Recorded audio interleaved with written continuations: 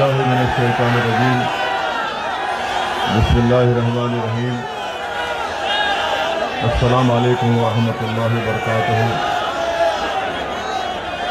जनाब मोहतरम शौकत अली साहब,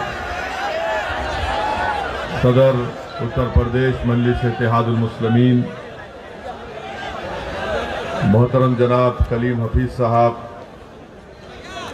दिल्ली के मजलिस इत्तेहादुल मुस्लिमीन के सदर, मोहतरम जनाब वारिस पठान साहब, साबिक़ा रुकनी असम्बली मुंबई, मेरे भाई जनाब पवन राव अम्बेडकर साहब, फरहान जुबैरी साहब, मेहताब चौहान साहब, मोहतरम इमरान बॉबी साहब, गुलाम साबिर साहब और एन अंसारी साहब जो ज़िला सदर हैं, शाहीन रज़ा साहब, आसिफ शेख साहब, गुलफाम सैयद साहब, इमरान अजहरी साहब, इस्लाम कुरैशी साहब, मोहसिन कुरैशी साहब, तौफीक प्रधान साहब, शुजा नकवी साहब, जनाब समीर जमाली साहब, मुनीर अहमद साहब, मेजर रहमान साहब, जनाब रिजवान खान साहब,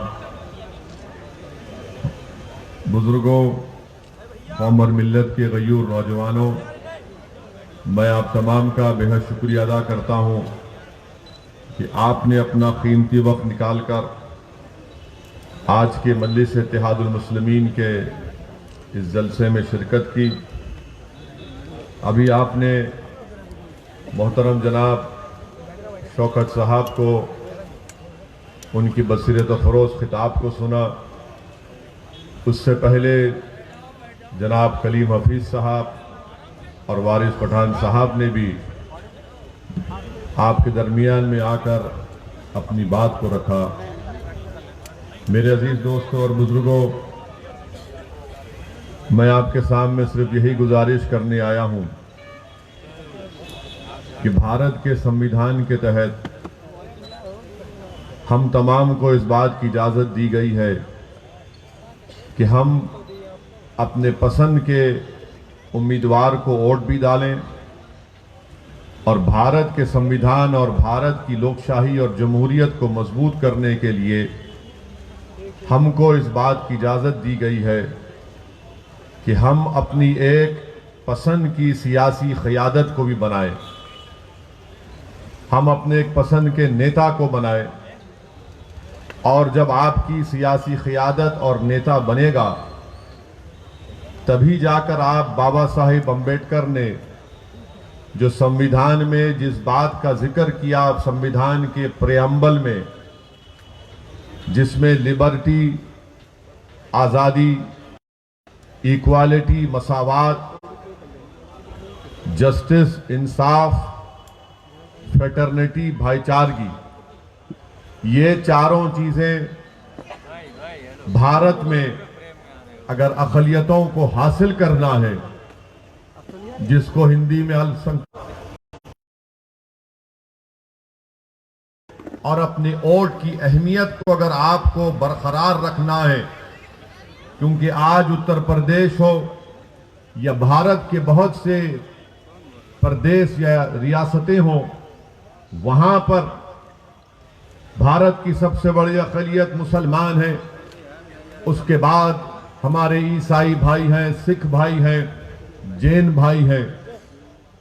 इनके वोट की कोई अहमियत नहीं रही। आज मैं बिल्कुल खुलकर आपसे कह रहा हूं, क्योंकि मैं अल्फाज चाप कर बोलना मेरी फितरत में नहीं है।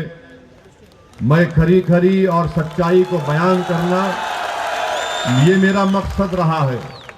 और इसीलिए जब मैं इन तल्ख और सच्चाई भरे जुमलों को अदा करता हूं तो बहुत से लोगों को पेट में दर्द शुरू हो जाता है। मगर सच्चाई यह है, आज उत्तर प्रदेश में मुसलमानों के वोट की कोई अहमियत नहीं है। आपके कोई वोट की अहमियत नहीं है। क्यों नहीं है?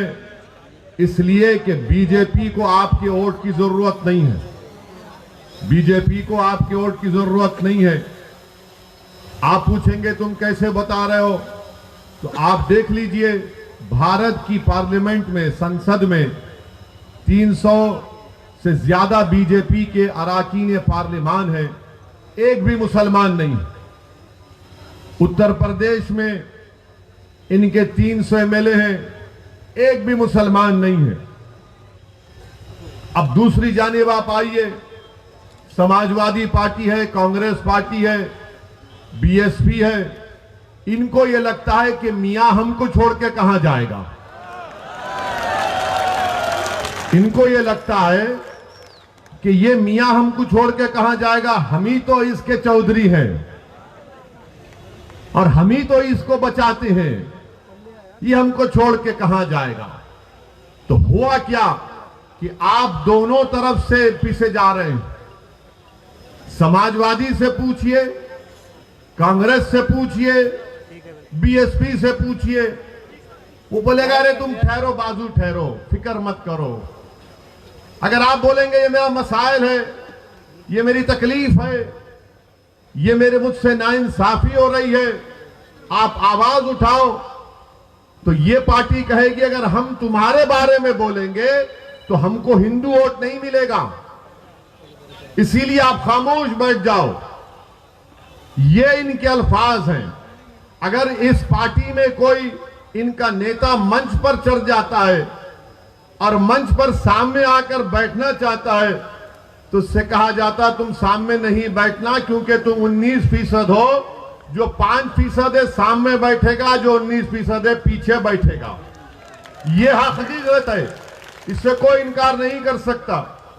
तो अब ऐसे माहौल में जहां पर आपकी कोई सियासी अहमियत अब बरकरार नहीं रही, और अगर कोई कह रहा है कि उत्तर प्रदेश में मुसलमान अक़लियत की एक सियासी अहमियत बरकरार है, तो मैं उनके सामने बैठकर बातचीत करने के लिए तैयार हूं, मगर याद रखो 6-7 मिनट के अंदर तुम तकलीफ में आ जाओगे। मैं इतने जुमले और इतनी बातें दलाइल पेश कर दूंगा कि तुम नहीं बैठ सकोगे।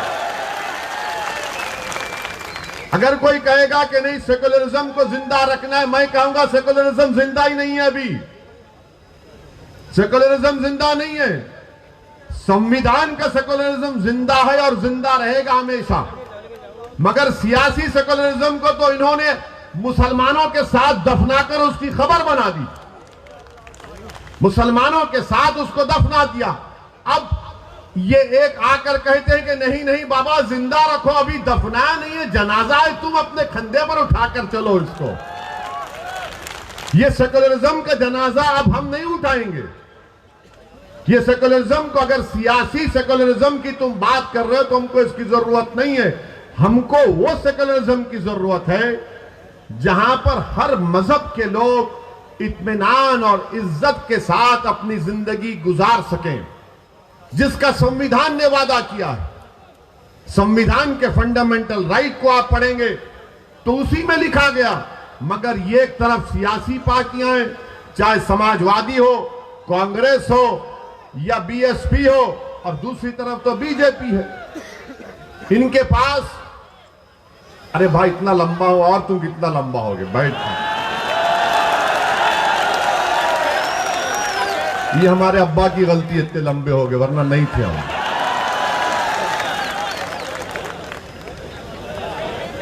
तो मैं आपको बता रहा था कि ये सेकुलरिज्म के नाम पर आपके पास आते हैं। अच्छा, अब समाजवादी पार्टी क्या कर रही है?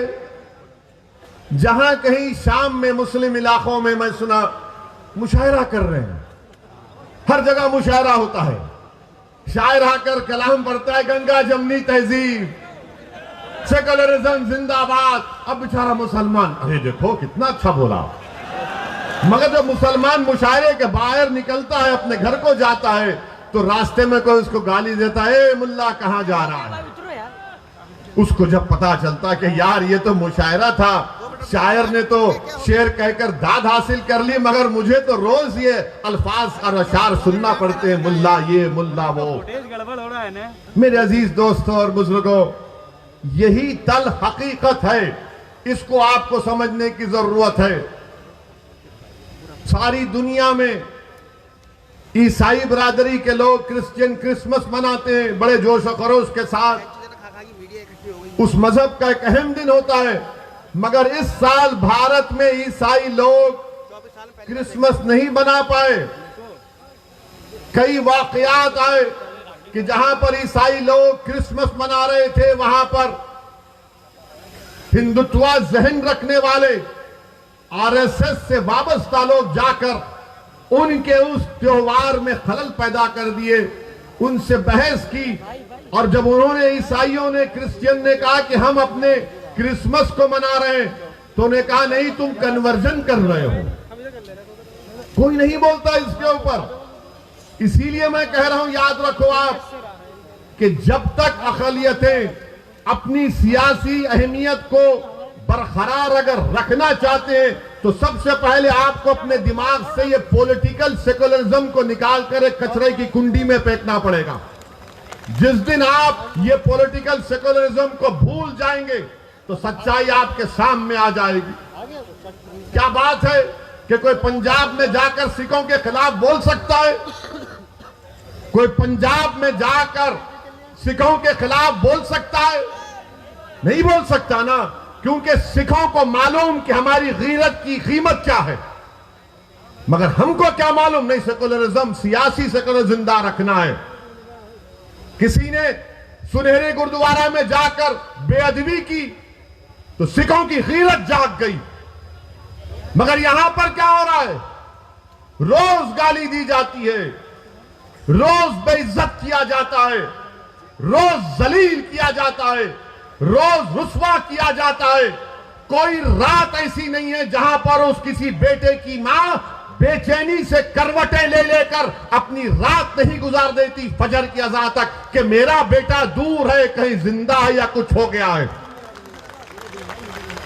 आप बताइए, ये हालात हैं हमारे वतन अजीज के, ये हालात हैं हमारे वतन अजीज के। मैं आपसे शिकायत करने आया हूं, मैं आपसे इल्तिजा करने आया हूं, मैं आपसे अपील करने आया हूं, मैं आपको नेता बनाने आया हूं, मैं आपको कायद बनाने आया हूं। मैं उत्तर प्रदेश में मुसलमानों की लीडरशिप और हिस्सेदारी की लड़ाई लड़ने आया हूं। मैं अपने लिए उत्तर प्रदेश को नहीं आया हूं। मैं उत्तर प्रदेश को अपनी जात के लिए या अपनी अना की तस्कीन के लिए या अपनी मकबूलियत में इजाफा करने के लिए या अपनी तकारीर के जरिए आपको जज्बात में लाकर नारे तकबीर अल्लाह अकबर के नारे लगाने के लिए नहीं आया हूं। मैं आपको एक पैगाम देने आया हूं, एक शऊर बेदार करने के लिए आया हूं, एक हकीकत को बयान करने आया हूं कि अब आपको उठना है, अब आपको उठना है मेरे अजीज दोस्तों और बुजुर्गों। कब तक आप बीजेपी के डर से, कब तक आप सियासी सेकुलरिज्म के इस झूठे वादे के ऊपर आप इन पार्टियों को वोट देते रहेंगे? आज आपको उत्तर प्रदेश में अपनी हिस्सेदारी की लड़ाई लड़ना है, आपको अपने हिस्से को हासिल करना है। अगर आप ऐसे ही इनके इस्तेसाल का शिकार हो जाएंगे, जिसको अंग्रेजी में कहते हैं पॉलिटिकल एक्सप्लॉयटेशन किया जाता है, तो बताइए क्या हासिल होगा फिर?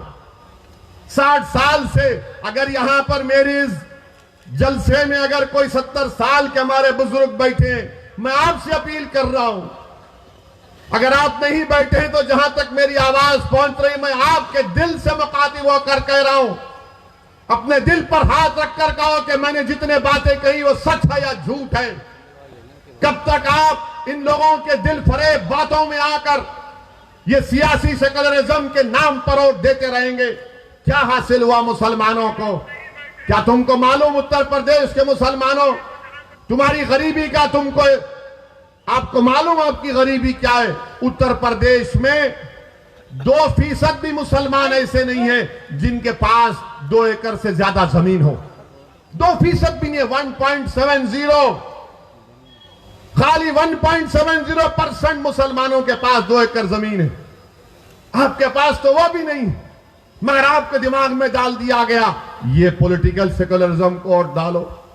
क्या आपको मालूम उत्तर प्रदेश के माँ बाप, मुस्लिम माँ बाप से कह रहा हूं कि 71% मुसलमान बच्चे या तो अनपढ़ हैं या फिर सिर्फ प्राइमरी जमात तक पढ़े हैं। कौन जिम्मेदार है? मैं जिम्मेदार हूं उसका।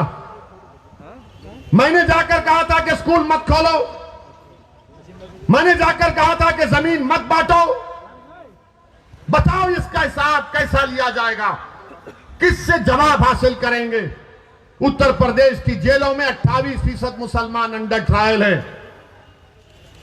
शौकत ने सही कहा, स्कूल खोलने की जगह थाना खुल जाता है, अस्पताल की जगह शराब खाना खुल जाता है।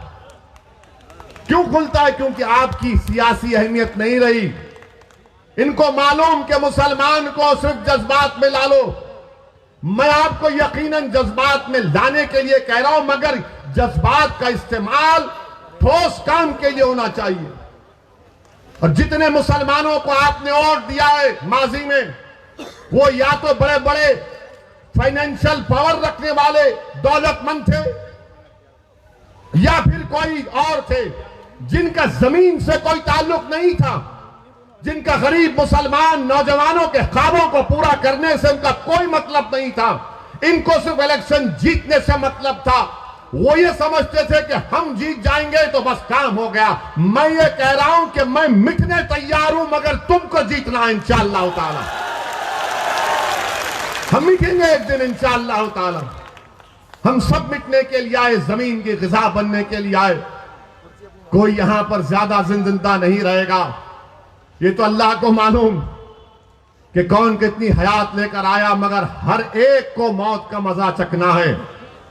मगर मेरे अजीज दोस्तों और बुजुर्गों, क्या जिंदगी आप कैसे गुजार रहे हैं? किस मकसद के लिए गुजार रहे हैं? कैसे आपका वक्त चला जा रहा है? कैसी आपकी जवानी को बर्बाद कर दिया जा रहा है? ये मजलिस इत्तेहादुल मुस्लिमीन आपके दरमियान में आकर यही इन बातों को रखती है ताकि आप में एक शऊर बेदार हो जाए। आपने सुना, पढ़ा और देखा कि काशगंज के अल्ताफ को पुलिस स्टेशन में जान से मार दिया गया। कोई नहीं जाता अल्ताफ के पास, उसके घर वालों के पास। वो पुलिस स्टेशन में ले जाकर नल की टूटी से कहा गया कि उसने खुदकुशी कर ली। क्या कोई 3 फीट की नल की टूटी से खुदकुशी कर सकता है? मगर अल्ताफ की जान ले ली गई। वही एक गुप्ता साहब जिनका गोरखपुर में पुलिस ने उनको मारा तो मुख्यमंत्री पहुंच गए, अखिलेश पहुंच गए, घर को पहुंच गए। अरे तुम्हारी जिंदगी की अहमियत नहीं है, तुम वोट की क्या बात कर रहे हो?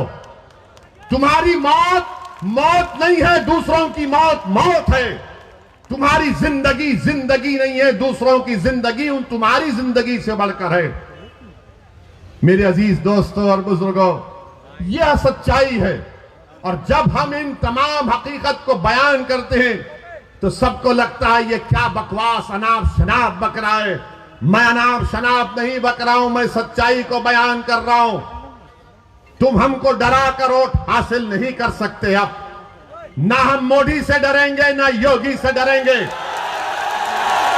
इंशाअल्लाह ना हम अखिलेश के इन दिल फरेब बातों में आएंगे जो उनके वालिद मोहतरम भी दोहराते थे, ना हम कांग्रेस के वो पुरानी बूढ़ी कांग्रेस जिसने हमेशा हमको धोखा दिया। आज आकर हमसे दिल फरेब बातें की जाती हैं कि हमको वोट दो, हमको ऐसा कर दो। 2017 में अखिलेश और कांग्रेस मिले थे ना, अखिलेश और राहुल मिलकर गाना भी बन गया था, यूपी को ये 2 लड़कों का साथ पसंद है। मगर क्या निकला? क्या निकला? 2019 में सपा बीएसपी मिल गए, मिलकर लड़े। 75% मुसलमानों ने वोट दिया। सीएसडीएस का डेटा बोलता है सिर्फ 15 लोकसभा की सीट जीते। कांग्रेस पार्टी यहां पर बरेली में दौड़ो, रनिंग करो, बोले भागो, मैराथन करो, मगर राहुल गांधी यहां से भागकर केरला चले गए। क्यों भागे? क्योंकि हार गए।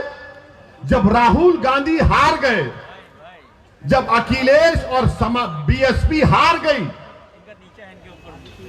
आपने कभी सुना इनकी जबान से कि हम हारे इसलिए कि हमको हिंदू भाइयों ने वोट नहीं दिया? कभी सुना आपने? कभी सुना आपने कि समाजवादी, बहुजन समाज और कांग्रेस को जो 2019 में, 2017 में, 2014 में यूपी में जो हार हुई, कभी उन्होंने कहा कि हमको यादवों ने वोट नहीं दिया? उन्होंने कहा कि हमको पासियों ने, वाल्मीकियों ने, धोबी ने वोट नहीं दिया? कि हमको ब्राह्मणों ने वोट नहीं दिया, हमको ठाकुरों ने वोट नहीं दिया, हमको हमारे बनिया कम्युनिटी के भाइयों ने वोट नहीं दिया? नहीं बोलेंगे। क्यों नहीं बोलेंगे? और जब मंजलिस इलेक्शन लड़ रही है, मुस्लिम वोट, मुस्लिम वोट, मुस्लिम वोट, ऐसा पड़े हैं जैसा कि तुम्हारे बाप का खजाना है मुस्लिम वोट। क्या चुनाव में सिर्फ मुसलमान वोट डालता, दूसरे नहीं डालते? दूसरे नहीं डालते वोट? क्या हम ही वोट डालते? अब ये मीडिया के लोग कहां जा रहे हैं? अब आप कहां जा रहे हैं? अब के बाहर सिराते मुस्तकीम के रास्ते पे जा रहे हैं। अरे ये रास्ता कठिन है, बोले आका का गुलाम है, इसके रास्ते पर ही जाएगा। अब ये हमारे पीछे, जहां हमारा इंटरव्यू लेते, नहीं ये आप मुस्लिम वोट में सेंध डाल रहे हैं। हम कहते हैं कि आप डालो ना हिंदू वोट में सेंध, कौन रोक रहा आपको?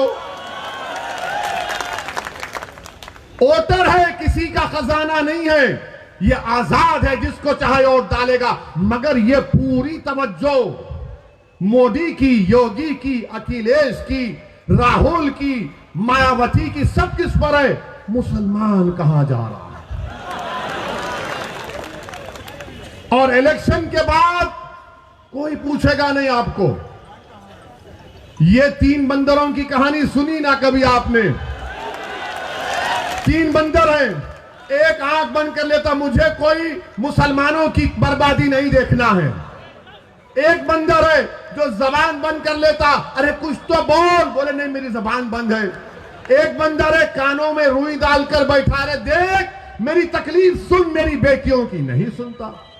इलेक्शन तक आप इंसान है, और जैसा रमजान शुरू होगा अप्रैल में, कोई आपको पूछेगा नहीं।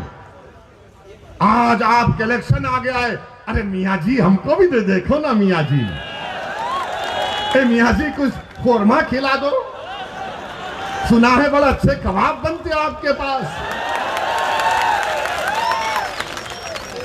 अखिलेश के लोग तो वो यही बोलते हैं, मगर जब अखिलेश सरकार में थे तो क्या वो स्लॉटर हाउसेस को परमिशन दिए थे? नहीं दिए, बंद करा दिए थे।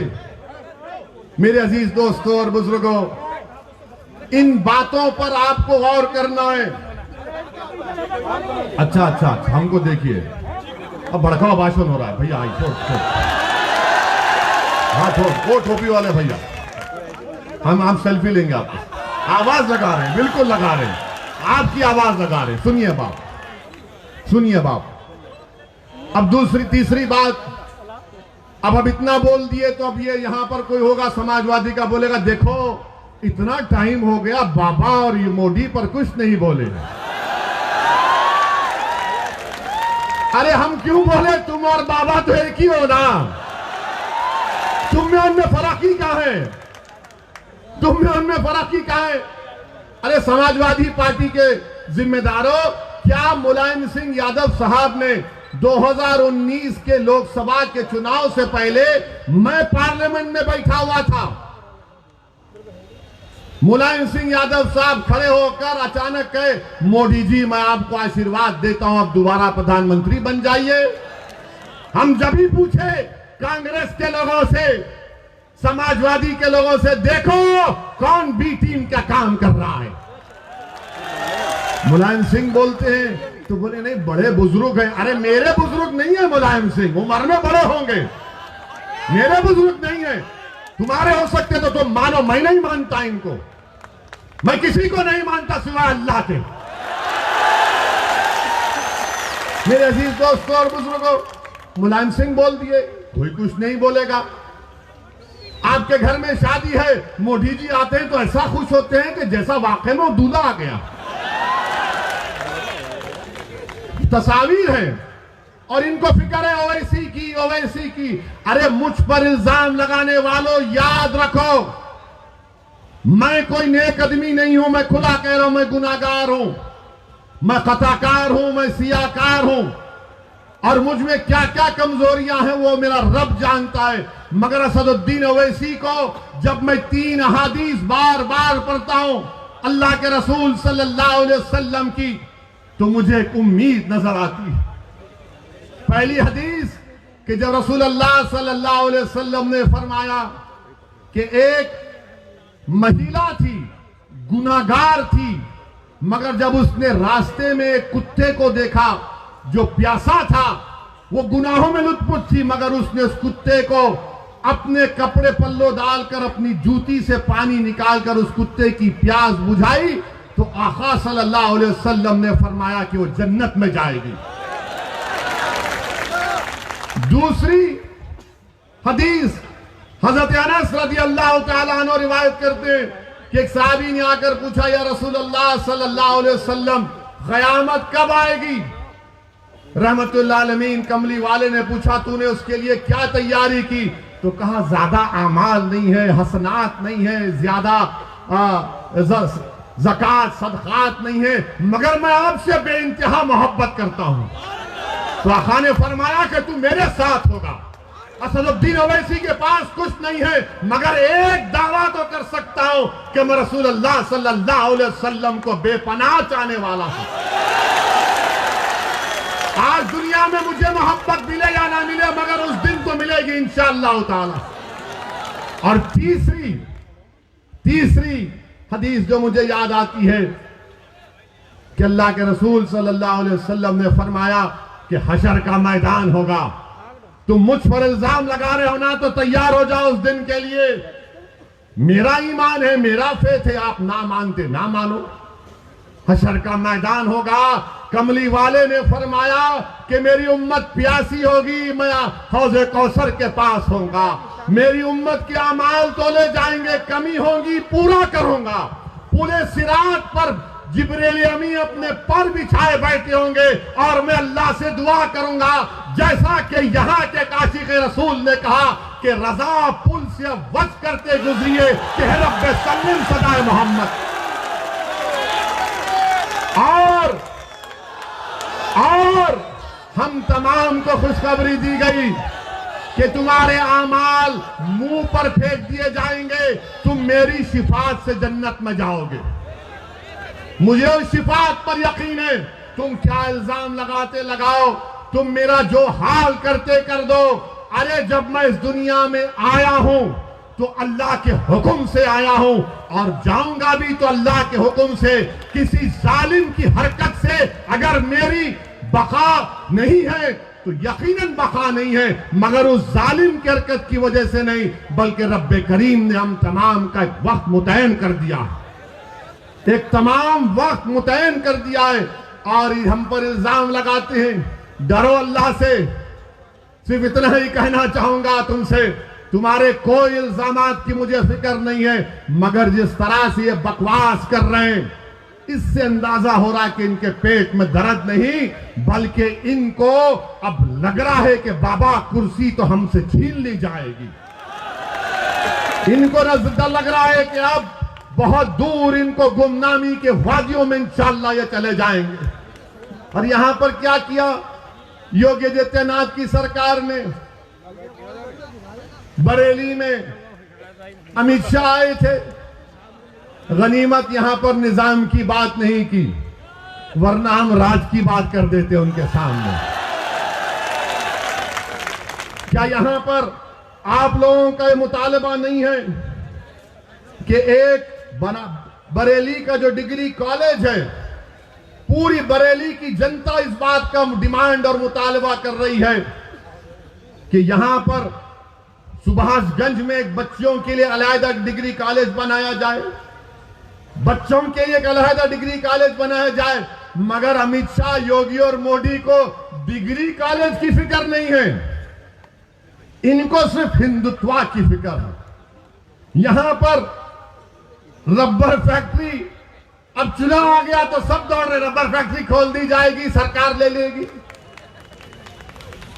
यहां पर एम्स को खोलने की बात, मुतालबा कब से किया जा रहा है, इसका कोई जिक्र नहीं होता।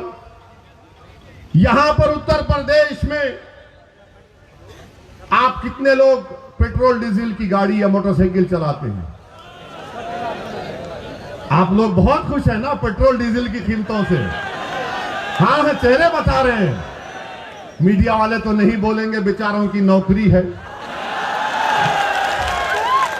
पहले इनके पास एक कैमरामैन होता था तो इनके मालिकों ने कहा कि मोदी जी ने कैमरा की कीमत बढ़ा दी, महंगाई बहुत बढ़ गई, अब तुम रिपोर्टर भी और कैमरामैन भी, दोनों 2 in 1 करो काम। देखिए मुस्कुरा रहे हमारी बात पर। मुस्कुराना तुम्हारा इकरार है, हम जानते हैं। पेट्रोल डीजल आसमानों को छू रहा है, सरसों के तेल की कीमत आसमानों को छू रही है। बाबा और मोदी की सरकार ने साबुन से लेके बनियान तक सब कीमतें बढ़ा दी हैं और उत्तर प्रदेश की जनता से कह रहे विकास के नाम पे वोट दो। काशी को हमने डेवलप कर दिया, उसके नाम पर वोट दो। आज उत्तर प्रदेश में मैं बीजेपी से पूछना चाह रहा हूं, योगी आदित्यनाथ, आप झूठ बोलते हैं, आप झूठ बोलते हैं, मोदी झूठ बोलते हैं, अमित शाह झूठ बोलते हैं और ऐसी सफाई से झूठ बोलते हैं कि सामने वाला झूठ की तहकीक करेगा, सच की तहकीक करेगा और झूठ को सच मान लेगा। क्या 5 साल पहले योगी और मोदी ने नहीं कहा था कि उत्तर प्रदेश में 70 लाख नौकरियां दी जाएंगी? कहा था ना। अच्छा, आपके यहां नौजवान बहुत है माशाल्लाह से, कितनों को नौकरी की जरूरत है? मीडिया वालों की नौकरी अभी है। कितनों को नौकरी चाहिए? अब आप बताओ सच। ये कहते हैं कि हमने 6 लाख को दिया। अरे कितना फेंकते हो यार। 70 लाख नौकरियों का वादा 5 साल पहले किया गया था और 5 फरवरी 2020 की विधानसभा में उठाकर देखो आप, योगी आदित्यनाथ के एक मंत्री ने विधानसभा में खड़े होकर कहा कि उत्तर प्रदेश की अनएम्प्लॉयमेंट रजिस्टर में 33 लाख नौजवानों के नाम है जिनको रोजगार की जरूरत है। झूठ पे झूठ, सिर्फ झूठ पे झूठ। बीजेपी सिर्फ हिंदुत्व के नाम पर इलेक्शन लड़ना चाहती है। बीजेपी मुसलमानों से नफरत और खौफ दिखाकर सत्ता को हासिल करना चाहती है। इनके पास डेवलपमेंट के नाम पर कुछ नहीं है, कुछ नहीं है डेवलपमेंट के नाम पर, मगर बोले जा रहे हैं। अभी आपने सुना कि वारिस पठान ने कहा कि पूरे भारत में तीसरा गरीब प्रदेश अगर कोई है, झारखंड बिहार के बाद तो उत्तर प्रदेश। मगर फिर भी विकास हुआ है। कहां का विकास हुआ है हमको नहीं मालूम। हां, विकास किसका हुआ हम जानते हैं, जो नफरत फैलाते हैं उनका विकास हुआ है। जिन्होंने भारत के मुसलमानों का नरसंहार करने की बात की उनका विकास हुआ है। जो भारत के संविधान को, अंबेडकर के बनाए हुए संविधान को अपने संविधान से संघी संविधान बनाना चाहते हैं उनका विकास हुआ है। हरिद्वार में धर्म संसद, हरिद्वार में धर्म संसद, रायपुर छत्तीसगढ़ में कांग्रेस की सरकार, वहां धर्म संसद। क्या बोला जाता है इन दोनों धर्म संसद में? तुमने पढ़ा कभी? उस धर्म संसद में कहा गया हरिद्वार के कि भारत के मुसलमानों का हाल रोहिंग्या मुसलमानों की तरह कर देना चाहिए। हरिद्वार के धर्म संसद में कहा गया कि भारत की मिलिट्री को इस्तेमाल करके मुसलमानों को मारना चाहिए। उस हरिद्वार के संसद में कहा गया कि एक एलटीटी का प्रभाकरण की तरह कोई पैदा हो जाए जो 20 लाख मुसलमानों को मार दे। रायपुर में कहा गया छत्तीसगढ़ में कि इंसानियत को बचाना है तो मुसलमानों को खत्म कर दो भारत से। कोई गिरफ्तारी हुई अभी तक? हरिद्वार में गिरफ्तारी हुई, रायपुर में हुई एक की, मगर किस उन्मान पे गिरफ्तारी हुई रायपुर में कि उन्होंने गांधी को नाप शनाप कहा। अरे तुमको अगर गांधी से मोहब्बत है तो सुनो जालिमों, जो धर्म संसद के नाम पर भारत में नफरत फैला रहे हो, गांधी को क्यों मारा गया था? गोडसे ने गांधी को क्यों मारा? इसलिए मारा कि उसने कहा कि गांधी मुसलमानों की तारीफ की बात करता है, इसीलिए गोडसे ने एक ज़ईफ आदमी के सीने में गोलियां मार दी। अगर गांधी से मोहब्बत है तो गिरफ्तार करो पूरों को। ये कांग्रेस जो आज ये ड्रामा करती है रनिंग कंपटीशन का, तुम्हारी रियासत में जहां पर तुम्हारी सरकार है, तुम्हारी हुकूमत ने सरकारी फंक्शन में तुम्हारी हुकूमत पैसे देती है, उसमें कहा जाता है कि इंसानियत को बचाना है तो मुसलमानों को मार दो। शर्म आनी चाहिए इन लोगों को, शर्म आनी चाहिए। याद रखो, अगर मुसलमानों को कोई मारेगा तो मुसलमान को नहीं, तुम भारत के दुश्मन हो। मुसलमानों को सफेदी से मिटाने की बात अगर कोई भारत में करेगा तो भारत के संविधान का दुश्मन है। अगर कोई मुसलमानों को रोहिंग्या मुसलमानों की तरह उनका हाल करने की बात करेगा तो तुम दुश्मन हो अल्लामा फजल खैराबादी के, तुम दुश्मन हो मुजाहिदीन आजादी के, जिन्होंने इस मुल्क को आजाद कराने के लिए अपनी जानों को कुर्बान किया। तुम दुश्मन हो, तुम नफरत करते हो उन मुस्लिम उलमाओं से जिन्होंने अंग्रेजों की इस गुलामी के खिलाफ जिहाद का फतवा दिया था। मगर हमको मिटाने की बात हो रही है। अगर आज के इस जलसे में असदुद्दीन ओवैसी को अनपार्लियामेंट्री अल्फाज या गैर अखलाकी अल्फाज अगर मैं मोदी के बारे में कह दूं या योगी के बारे में कह दूं या फिर बरेली में, यहां पर बरेली में अगर कोई फेसबुक पर कुछ लिख दे तो 4 घंटे के अंदर हजरत पुलिस पहुंच जाएगी उसके घर को और बोलेगी बेटा चल तेरे को दामाद बनाना। मगर ये सब बोलेंगे, ये बोलेंगे तो पुलिस क्यों नहीं करती इनके खिलाफ? इनको दामाद क्यों नहीं बनाती? क्या ये तुम्हारी नाजायज औलाद है जो बकरी हरिद्वार छत्तीसगढ़ में?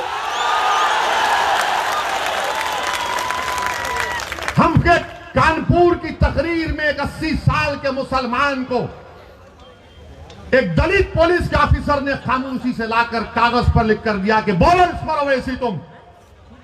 एक 80 साल के मुसलमान को जिसकी दाढ़ी है, उसको एक मुकामी थानेदार ने उसकी दाढ़ी को खींचा, उस पर पेशाब करवाया। तो हमने कहा कि कब तक रहेंगे इख्तिदार की कुर्सियों पर बैठने वाले, चाहे ओवैसी हो, चाहे मोदी हो या योगी हो। तो सबको दर्द हो गया। इसने हिंदू धर्म के खिलाफ कहा, अरे जालिमों, मैं किसी धर्म के खिलाफ ना था, ना कभी हूं, ना कभी रहूंगा इंशाअल्लाह ताला। भारत का संविधान मेरे लिए अजीज है और भारत के संविधान में तो उसको भी इजाजत है जो किसी खुदा, भगवान, अल्लाह, जीसस को नहीं मानता। मगर इनका क्या है? नहीं, हर चीज को इधर जोड़ देते। याद रखो, ये सच्चाई है मेरे अजीज दोस्तों और बुजुर्गों। बीजेपी इस मुल्क में खुलकर हिंदुत्व की पॉलिटिक्स कर रही है, इससे कोई इनकार नहीं किया जा सकता। मगर मैं भारत के मुसलमानों से, हमारे भारत के उन दलित भाइयों से जो अंबेडकर को आज भी अपना आइडियल मानते हैं, मैं हम भारत के हमारे हिंदू भाइयों से जो नेहरू और सुभाष चंद्र बोस की कुर्बानियों को नहीं भूले, मैं उनसे अपील कर रहा हूं कि आपको उठना पड़ेगा, आपको रोकना पड़ेगा। अगर आप समझते हैं कि आपको मदद की जरूरत है तो असदुद्दीन ओवैसी आपके साथ कंधे से कंधा मिलाकर खड़े रहने को तैयार है। मुल्क को बचाना है, मगर मुल्क को बचाने का मतलब यह नहीं है जिंदाबाद, आप जिंदा ही रहेंगे इंशाअल्लाह ताला। मगर मुल्क को जब बचाने की बात होती है, ये समाजवादी, कांग्रेस, बीएसपी बोलेंगे देखो देश को बचाना है ना, तो फिर तुम खामोश हो जाओ। हैं? ये खामोशी कैसे होगी? नहीं नहीं, तुम कुछ मत करो, तुम खामोश बैठो, हम देख लेंगे। तुम नहीं देख सकते इनको। तुम मुकाबला ही नहीं कर सकते मोदी से। मोदी मंदिर मंदिर कर रहे हैं तो अखिलेश बोल रहा मैं भी परशुराम का मंदिर बनाऊंगा। बोलते हैं ना, आपका मजहब है, चलिए हमको इतराज नहीं है, मगर मुल्क में लड़ाई क्या है? योगी आदित्यनाथ ने अपनी तकरीर में कहा राहुल गांधी के बारे में कि राहुल गांधी किसी मंदिर में गए तो उनको मंदिर के आदाब नहीं मालूम थे। तो बाबा ने कहा कि ऐसा बैठे कि मंदिर के किसी पुजारी ने कहा अरे ये मंदिर है, मस्जिद नहीं है। मुझे यकीन है कि मंदिर के पुजारी ने इस तरह नहीं कहा होगा, क्योंकि जब किसी की इबादत गाह में जाता है तो खुदा की इबादत करने के लिए जाता है। लोग दरगाह को आते हैं आला हज़रत के, आते हैं ना, तो क्या पूछा जाता है? क्या पूछा जाता है? आते हैं, अकीदत है, किसी मजहब का आता है। मगर योगी ने खैर इजाफा कर दिया। अब सवाल यह पैदा होता है कि भारत में लड़ाई यह है कि सबसे बड़ा हिंदू कौन है? मोदी बोलते हैं कि मुझसे बड़ा कोई हिंदू नहीं है। योगी बोलते हैं कि मैं अब मोदी के बाद का प्रधानमंत्री बनने वाला हूं। राहुल बोलते हैं कि देश में सिर्फ हिंदू ही प्रधानमंत्री बन सकता है, उनका स्टेटमेंट है। अखिलेश बोलते हैं कि मैं ही सबसे बड़ा हिंदू हूं। हम इन तमाम से कहना चाह रहे हैं, दोबारा कह रहा हूं, आप लोग मोदी जी, योगी जी, अखिलेश जी, राहुल जी एक कमरे में बैठकर, वैसे तो बैठते जरूर हैं, बैठते जरूर हैं। हमारे हैदराबाद में कहावत है, मैं तेरी पीठ खुजाता हूं, तू मेरी पीठ खुजा। कहते हैं आप बैठकर तय कर लीजिएगा सबसे बड़ा हिंदू कौन है, मगर वो भी नहीं करेंगे। और फिर अभी आप देखो, एक बीजेपी के एमपी हैं राज्यसभा के, उनका नाम शायद हरनाथ साहब है। उन्होंने बीजेपी के सदर को खत लिखा और कहा कि श्री कृष्णा मेरे ख्वाब में आए और मुझसे कहा कि बाबा योगी आदित्यनाथ को मथुरा से विधानसभा का चुनाव लड़ाओ। तो अखिलेश भैया बोले हाँ मेरे ख्वाब में भी आए थे। अखिलेश ने कहा मेरे ख्वाब में भी आए थे और आकर मुझसे कह दिया कि तू ही सत्ता में आ रहा है।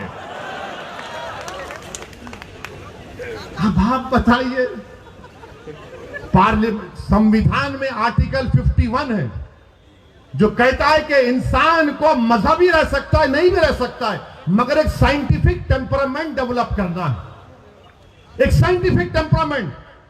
उत्तर प्रदेश का चुनाव हो रहा है या किंडरगार्टन का कोई ड्रामा हो रहा है यहां पर? इनको ख्वाब में ये दिख कर आए, इनको ख्वाब में वो दिख कर आए। तो मुसलमान के ख्वाब क्या है बोलता हूं मैं आपको। हमारे ख्वाब तो छोड़ो, हर मां रात भर सोचती है कि कल खाना क्या खिलाऊंगी मेरी बच्चे को। हर बीवी ये सोचती है कि कल जब मेरा शौहर घर से निकल कर जाएगा, जानवर बेचने गांव में जाएगा, तो क्या जिंदा वापिस आएगा या लाश उसकी आएगी। हर बेटा ये देख रहा है कि मेरी आमदनी कम हो गई, इतनी कम हो गई कि मैं आज के इस उत्तर प्रदेश और भारत में अपने बाप से कम आमदनी को कमाता हूं। हर बेटी ये फिक्र में है कि मैं कॉलेज नहीं जा सकती इसलिए कि मेरी इज्जत लूट ली जाएगी, इज्जत लूट ली जाएगी। मैं उत्तर प्रदेश के मुसलमानों को पैगाम देने आया हूं। मैं आपको खोलकर कह रहा हूं कि आपको ख्वाब देखना है अब इंशाअल्लाह ताला, आपको ख्वाब देखना है इंशाअल्लाह ताला। मगर कोई कहेगा ओवैसी अगर ख्वाब को बयान कर दूंगा तो कहीं समाजवादी और कांग्रेस और बीजेपी मेरे ख्वाबों को चूकनाचूर तो नहीं कर देगी। नहीं करेगी इंशाअल्लाह ताला। तुम ख्वाब तो देखो, तुम ख्वाब तो देखो ना। मत करो ख्वाब देखने की कि मेरा बेटा ऐसा डॉक्टर बनेगा जो तमाम बीमारियों का इलाज करेगा, मेरी बेटी देश की प्रधानमंत्री बनेगी इंशाअल्लाह ताला मुसलमानों की बेटी। मैं जिंदा रहूं या ना रहूं यह ख्वाब होगा इंशाअल्लाह पूरा। तुम ख्वाब देखो कि मेरा बेटा या बेटी साइंटिस्ट बनेगी तो वो कैंसर की दवा निकालेगी, मेरा बेटा या बेटी वकील बनेगी तो दलितों पर, मुसलमानों पर, हिंदुओं पर, आदिवासियों पर जुल्म होगा तो उनके हक के लिए लड़ेगा, दुनिया का मायनाज वकील बनेगा। ये ख्वाब देखो आप, इन ख्वाबों को देखना है आपको। तुम ख्वाब देखो कि उत्तर प्रदेश में मुसलमान अपना हिस्सा लेकर रहेंगे इंशाअल्लाह ताला। हम अपना हिस्सा लेकर रहेंगे, हम हिस्सेदारी की लड़ाई लड़ेंगे। तुम ख्वाब देखो कि उत्तर प्रदेश की विधानसभा में असदुद्दीन ओवैसी से ज्यादा काबिल और नेक ऐसे हमारे 15 एमएलए जाएंगे जो हमारी बात करेंगे, गरीबों की बात करेंगे, ईसाइयों की बात करेंगे, मुसलमानों की बात करेंगे, कमजोरों की बात करेंगे, बेवाओं की बात करेंगे, यतीमों की बात करेंगे, पुलिस के जुल्म का शिकार होने वालों की बात करेंगे। ये पैगाम है, ये ख्वाब आपको देखना है। क्या आप ये ख्वाब देखेंगे? क्या आप ये ख्वाब देखेंगे? क्या आप इन ख्वाबों को पूरा करेंगे इंशाअल्लाह? तो मेरे दोस्तों, ख्वाब कैसे पूरे होते हैं? सिर्फ ख्वाब देखकर हाँ अच्छा दिखा नहीं, ख्वाब जब देख लिए तो उसको पूरा करना है, जुस्तजू करना है, मेहनत करना है और अल्लाह से भीख मांगना है रसूलुल्लाह सल्लल्लाहु अलैहि वसल्लम का वसीला देकर। जिस तरह किसी आशिक ने कहा था कि चमक तुझसे सब पाते हैं पाने वाले, मेरा दिल भी चमका दे चमकाने वाले। अल्लाह चमकाएगा तुम लोगों को इंशाअल्लाह ताला। तुमको असदुद्दीन ओवैसी की जरूरत नहीं है, तुम सिर्फ ठान लो कि मैं भारत में चमकूंगा, मैं भारत को अपनी नूर से, अपने इल्म की नूर से, अपने ईमान की नूर से, अपने किरदार की नूर से और सबसे ज्यादा अपनी बेबाकी और अल्लाह पर तवक्कल करके इस मुल्क में और अमन को फैलाऊंगा और अपने हक को हासिल करूंगा। ये ख्वाब पूरा होगा इंशाअल्लाह ताला। मेरे अजीज दोस्तों और बुजुर्गों, मेरे अजीज दोस्तों और बुजुर्गों, इन ख्वाबों को पूरा करने के लिए विधानसभा के चुनाव में उत्तर प्रदेश के मुसलमानों को मुत्तहिदा अपने वोट का इस्तेमाल करना पड़ेगा। हम भी चाहते हैं, हमारी भी कोशिश है, हमारी भी दुआएं हैं कि अल्लाह सुब्हानहू तआला बीजेपी को उत्तर प्रदेश में शिकस्त दे दे, दोबारा यहां पर बीजेपी की सरकार ना बने और यहां पर मुसलमानों की एक हिस्सेदारी की बात करने वाली पार्टी के उसके जिम्मेदारान विधायक बनकर असेंबली में, विधानसभा में जाए। ये भी हमारा ख्वाब।